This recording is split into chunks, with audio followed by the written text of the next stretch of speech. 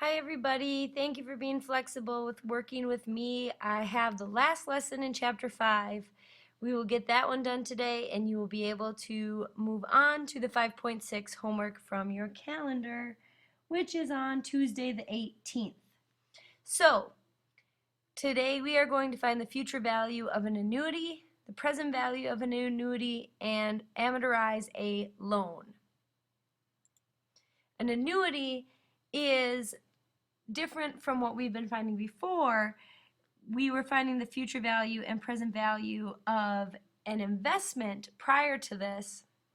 An investment is something that you put cash away and never touch again.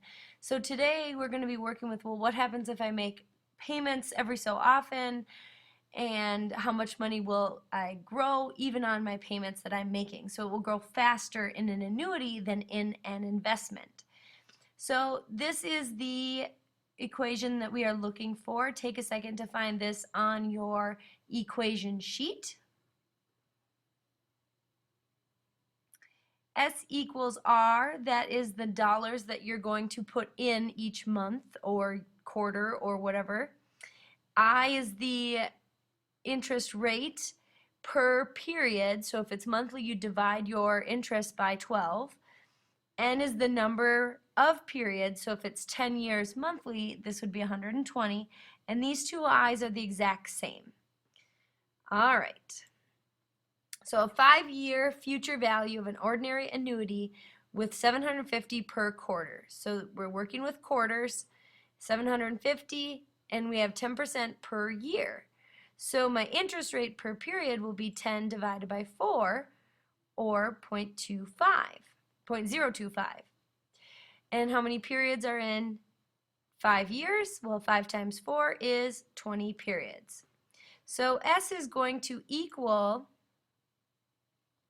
our 750 is that first R value.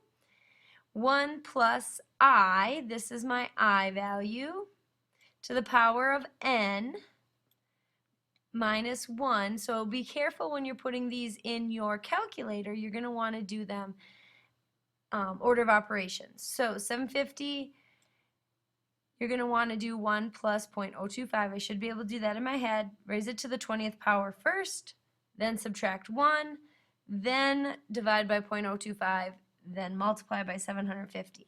If you do it step by step, I guarantee you will come up with the correct answer. If you try and type it all in one big jumble, you will probably get the wrong answer. You get $19,158.49. So that is the future value, and it's just a plug and chug type of problem.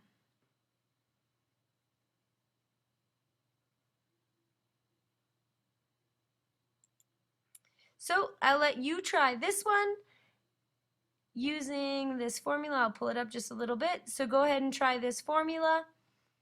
I will give you a minute. I'm going to pause now and let you work through the formula. Okay, so hopefully you've worked through this, and we're trying to find it every 4 months. So we're going to plug in 4, 8, 12, and so on. So 4 months, you should have got 812. 8 months, 1,600. 12 months, 16, 20, 24, 28, 32, and 36. We get 8,615. Notice this is not a straight line. It is increasing, but it's kind of a mixture of a linear function and an exponential. So that's why it's not a true exponential curve, because we're adding that same amount every month. That is like a linear slope. We're also increasing by a percentage. That's what makes it exponential. So that's where it comes from. So this model is for future value of an annuity. It is continuous with discrete tendencies. So we say that because we're adding a certain amount each month, because the future value changes at the end of each period. So keep in mind that the graph should be interpreted discretely with positive numbers only, meaning it should look more like my broken graph. So just keep that in mind. It isn't continuous because it's not compounded continuously. We'd be using the PERT formula to make it smooth. We are not using the PERT formula, so we instead are a discrete line graph. Just something to keep in mind. The next value that we're going to talk about is the present value of an annuity. So again, we're putting in money. We want to take out $1,800 at the end of every month, so we're monthly, and we want to take that out for 15 years. We plan on being retired for 15 years, and this is a very arbitrary amount. This is just what you hope to live, how long you want to live after you retire. We're earning 6%, and we're compounding that monthly. So we're going to take our 6 divided by 12. We're going to take our 15, also times 12. So using these values, we have 1,800. That's our R value. And this time we're going backwards. Notice it's a negative N value. So 1 minus 1 plus, we have our 0.06 divided by 12. That's kind of hard to read. 0.06 divided by 12. And we're raising it to the negative 15 times 12. That's a dot for multiplication. And we're dividing it by that same 0.06 over 12. Now before we go into typing this into our calculator, we're going to want to find these values out first. Well, I know that this value is going to be 180, and I know that this one's going to be 0.005. So we're going to want to plug those values in before we get to our calculator. So typing those same problem on this page, we have 180 months, and we have 0.005 per month. 6% is the yearly annual interest. We got to break it up. How much am I going to get each month? Present value, what I set up previous, is going to be $213,306.33.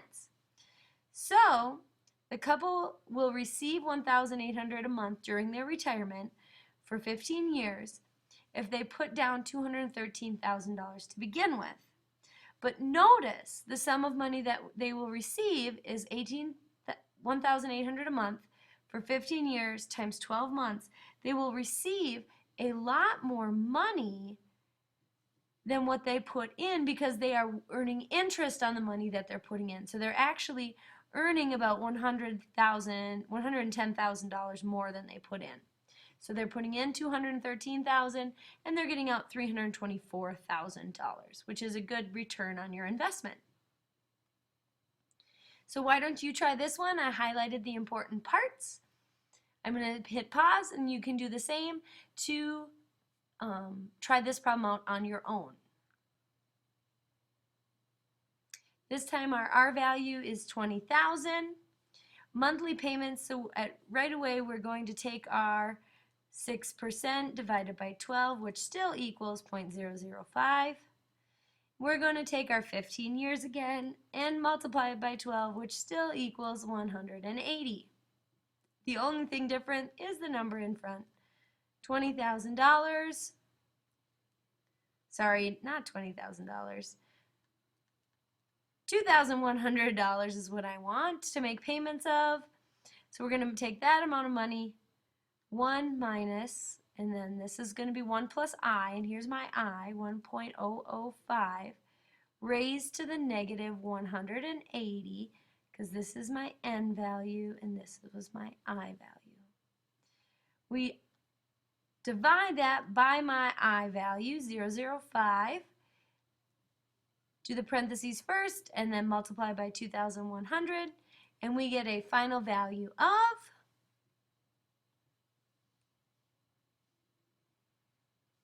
$248,857. So the amount of money they can have the house is the down payment, and the present value they can afford.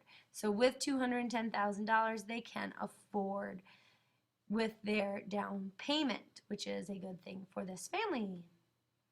Still a lot of money for a payment to be made. So with our monthly payments and our down payment, the total cost becomes $268,857.38.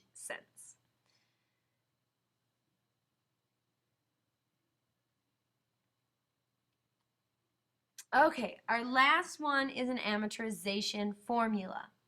This is a loan. How much are you going to make? How much are you going to purchase each time? How much are you going to monthly payments? If you want to find out what your monthly payments will be on a loan, this is called the amortization formula. And go ahead, this is something that you can write on your sheet. Loan payments, or to find loan payments. Okay, so whenever you need to find the monthly payment, you're going to use the amortization formula. A is the amount of debt that you have. I is still I. N is still N, but notice we've just flip-flopped our last value and we're going backwards. We're using the reciprocal. All right, a couple wants to purchase a home with a price of $230,000 and they have a $50,000 down payment. So right away, let's get rid of that $50,000 down payment. How much do they need to take a loan on? This is the amount that they will take out their loan, and this will be our A value. That is our new debt because we already paid this amount of money. So this is our 9% per year, and we're going to be doing this monthly. So if we're doing this monthly, 0.09 divided by 12, 0.0075, is that right? I think so. And 25 years times 12 months. Go ahead and do that number now. So now we're going to take those values. This is our N value, and this is our I value. And our A is the loan that we're taking out. So we already did this on the previous page. That is the amount we need to take out in our loan. The monthly payment, we will have 300, and the interest rate, oh, I was right, 0.0075. So A is our 180,000. I goes on top. 1 minus 1 plus I to the power of negative n. And again, we want to do this first and then type in 0.0075 divided by second answer so that we're keeping all of our decimal places. Then multiply by our 180,000, and our monthly payment for our loan will be $1,510. A pretty steep payment, but for a house that is a doable house payment. Please make sure that you can type this into your calculator now and get the correct answer. And as the book is not doing here, I do want you to round it to the 10th because we're talking about dollars and cents, and there are not hundredths of a cent. So go ahead and type these in now. Hit pause.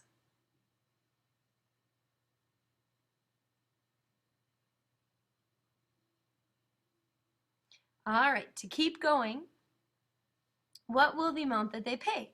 Well, if we multiply that value that we just found back here, $1,510.55, by 300 payments, how much are we actually going to pay? We're actually going to pay, and don't forget our down payment of $50,000. So I've added my down payment and my monthly payments all made. We have $503,168. So how much interest have they paid was part C. Well, if they pay for the interest, we need to take away our actual value of our house. So $503,000 minus the $230,000, we paid more in interest than we did for the actual house. This is why bankers make money. They make money on us. I hope this helps. I will have this posted on my CIS page. You can watch it as many times as you need. Please enjoy and rewatch over and over, and I will see you soon. Homework for tonight is 5.6, Tuesday, February 18th on the calendar. You will start your chapter review tomorrow. Thanks, guys. I appreciate your being flexible.